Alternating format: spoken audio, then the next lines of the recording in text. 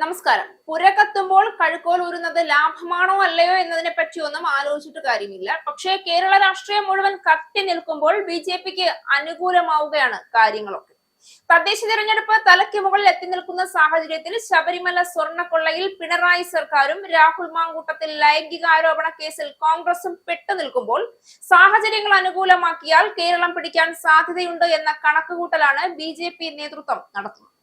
നിയമസഭാ തെരഞ്ഞെടുപ്പിൽ നേമത്ത് നിന്ന് മത്സരിക്കുമെന്ന് ആവർത്തിച്ച് ബി.ജെ.പി സംസ്ഥാന അധ്യക്ഷൻ രാജീവ് ചന്ദ്രശേഖർ കഴിഞ്ഞ ദിവസം രംഗത്ത് വന്നിരുന്നു.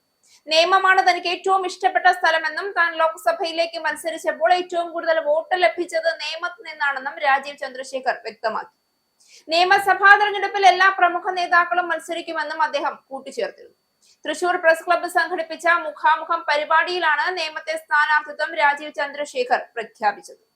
മുൻകൂട്ടി സ്ഥാനാർത്ഥിത്വം പ്രഖ്യാപിക്കുന്ന പതിവ് ബി.ജെ.പിയിൽ ഇല്ലെങ്കിലും ഇക്കുറി ബി.ജെ.പിയിൽ മുന്നൊരുക്കങ്ങൾ നേരത്തെയാണ്.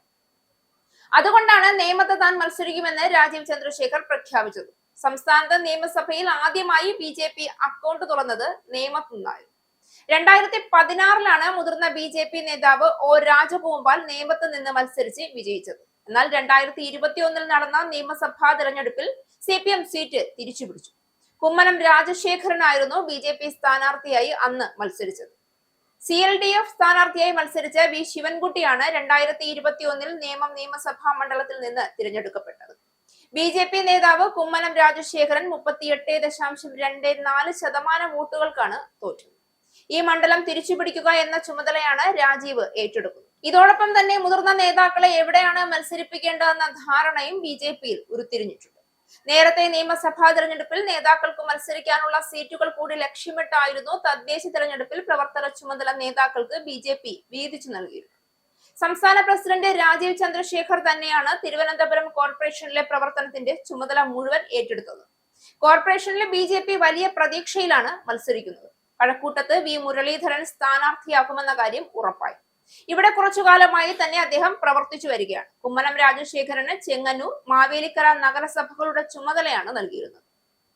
ചെങ്ങന്നൂർ നിയമസഭാ മണ്ഡലമാണ് പരിഗണനയിൽ. കാട്ടാക്കടയിൽ മത്സരിക്കാൻ സാധ്യതയുള്ള PK കൃഷ്ണദാസിന് കാട്ടാക്കട നിയമസഭാ മണ്ഡലവും പന്തളം നഗരസഭയുമാണ് തദ്ദേശ ചുമതലയായി വഹിക്കുന്നത്.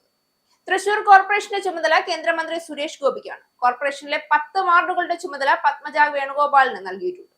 തൃശൂർ സീറ്റിൽ പത്മജ മത്സരിക്കാനാണ് സാധ്യത.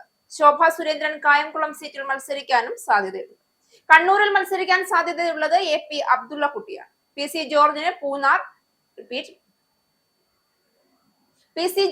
പൂഞ്ഞാർ, കാഞ്ഞിരപ്പള്ളി നിയമസഭാ മണ്ഡലങ്ങളുടെ ചുമതലയാണ്. PC ജോർജ് ഈ സീറ്റുകളിൽ ഒന്നിൽ മത്സരിച്ചേക്കും. പാലായിൽ മത്സരിക്കാൻ സാധ്യതയുള്ള ഷോൺ ജോർജിന് നഗരസഭകളുടെയും മണ്ഡലത്തിലെ തദ്ദേശ സ്ഥാപനങ്ങളുടെയും ചുമതലയാണ്. കഴിഞ്ഞ ലോക്സഭാ തെരഞ്ഞെടുപ്പിൽ UDF തരംഗം ആഞ്ഞു വീശിയപ്പോൾ 111 നിയമസഭാ മണ്ഡലങ്ങളിൽ UDF ഭൂരിപക്ഷം നേടിയിരുന്നു. 18 മണ്ഡലങ്ങളിൽ മാത്രമേ LDF-ന് മേൽക്കൈ നേടാനായിട്ടുള്ളൂ. അതേസമയം കേരളത്തിൽ ആദ്യമായി ലോക്സഭാ സീറ്റ് പിടിച്ചെടുത്ത ബി.ജെ.പി 11 നിയമസഭാ മണ്ഡലങ്ങളിലാണ് ഒന്നാമതെത്തിയത്. അരയും കച്ചയും മുറുക്കി മോഷണത്തിന്റെയും പീഡനത്തിന്റെയും ഇഴുപ്പ് ചുമന്നു നാറിയ കേരളത്തിലെ നേതാക്കന്മാർക്കും പാർട്ടികൾക്കുമിടയിൽ കൂടി ബി.ജെ.പി തങ്ങളുടെ വേരുകൾ കേരളത്തിൽ ശക്തിപ്പെടുത്തുമോ ഇല്ലയോ എന്ന് ഇനി കണ്ടറിയണം. ഇസ്രായേലിന്റെ 5 സൈനിക താവളങ്ങളിൽ കനത്ത നാശനഷ്ടം. മോദി വെളിപ്പെടുത്തുന്ന ഇന്ത്യയുടെ വികസനത്തിന്റെ മയക്കുമരുന്ന് വിൽപ്പനയ്ക്കെതിരെ ശക്തമായ നടപടിയെടുത്ത് ഷാർജ പോലീസ്.